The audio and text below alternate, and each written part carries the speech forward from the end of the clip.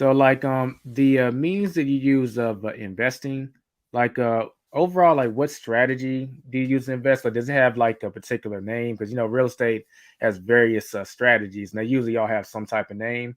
The Right. strategy or strategies that you use, like what are they? I suppose that my strategy, I haven't really christened it, but I always go back to what I said when my husband bought that house. The first property, I said, I cannot believe that you can buy a house for the price of a car. I cannot believe it. Um, so that's my strategy: buy a house for the price of a car. That's what I advise people to do. Uh, if they can't find one in their area where they are, which like I'll just rule some places out from jump.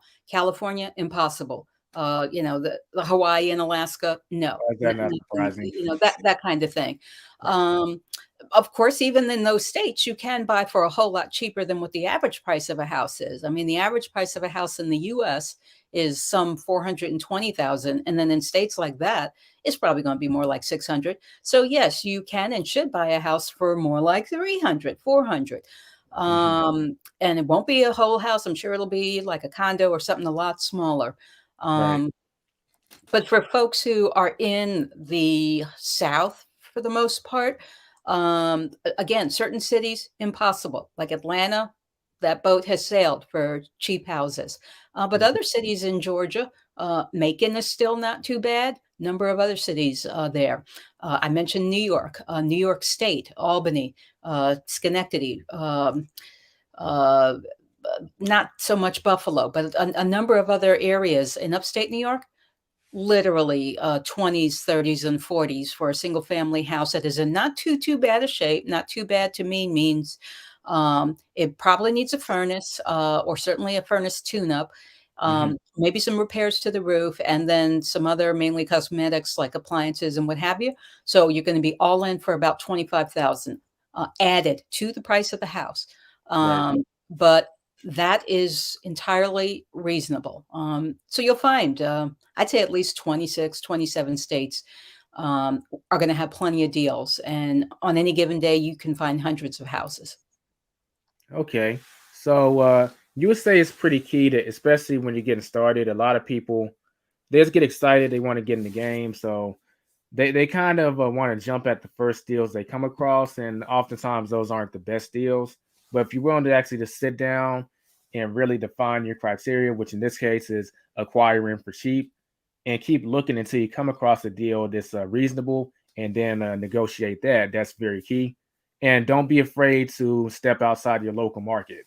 A lot of Absolutely. people, a lot of new real estate investors, they're just so mentally confined to their city or even just their surrounding cities that the thought of like maybe driving an extra hour or two is just not in their mind at all. Just open your minds to that concept. Would you say? I would agree. I would agree completely. And how someone can maybe condition themselves is through, um, I'm going to call it pretend practice. So what I mean by that is, to what Elijah was just now mentioning of not jumping at the first deal you see. Let's say that you see 5 deals that all look pretty good. Then open a notebook. Either the good old pen and paper style, or else create a document on your laptop. Write down the addresses of those houses. Write down what you feel like is a fair price for them. Then follow those 5 houses. See what they actually sell for. And you'll be able to see that probably in 3 or 4 months, not later than that. Sometimes as soon as only 1 week or so after they've sold, you'll see what the price is. And then check and see what the property taxes are for that house. Check and see what, even if that house is not rented out, let's say a family moves in it, check and see what the rent is for that zip code. So, as an example, type in that zip code, and then afterwards write the words for rent. So, zip code 12345, house for rent. And then you'll see what you could rent a house like that out for. So that's a Mm. way to begin practicing. A second way to practice is within your own city. Let's say you only want to start looking in your area.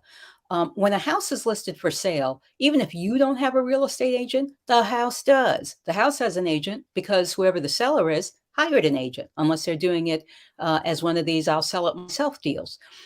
So look at houses that are listed for sale with an agent that look good to you and call them right up and say, I'm interested in looking at that house. And guess what they'll say? Come on in. Are you free tomorrow? Because they want to sell the house.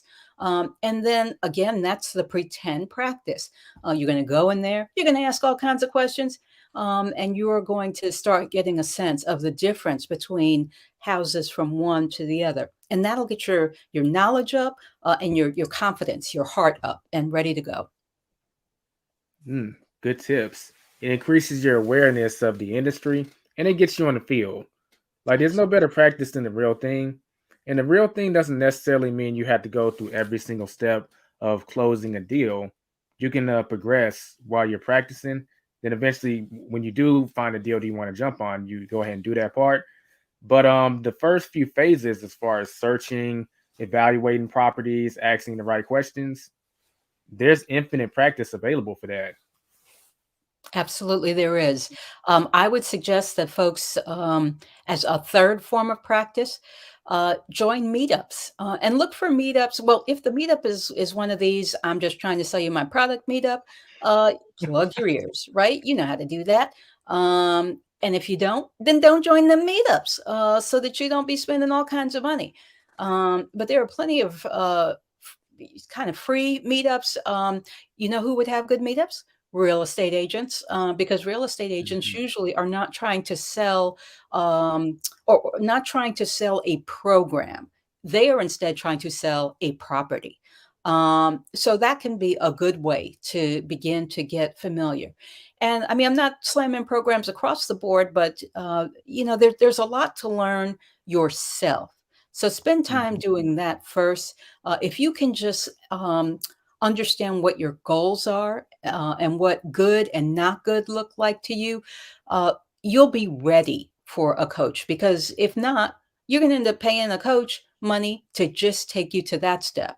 And while that's an Mhm. important step, you need to be way past some steps in order to actually get the financing and buy the house. Nice. Plus, these programs ideally want to make your money back as soon as possible.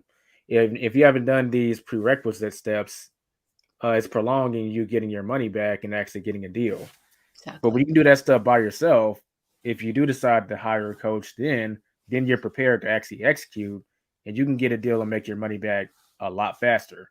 So why jump the Absolutely. gun when you got to do this stuff anyway? Just do it on your own. Yep. 100% agree.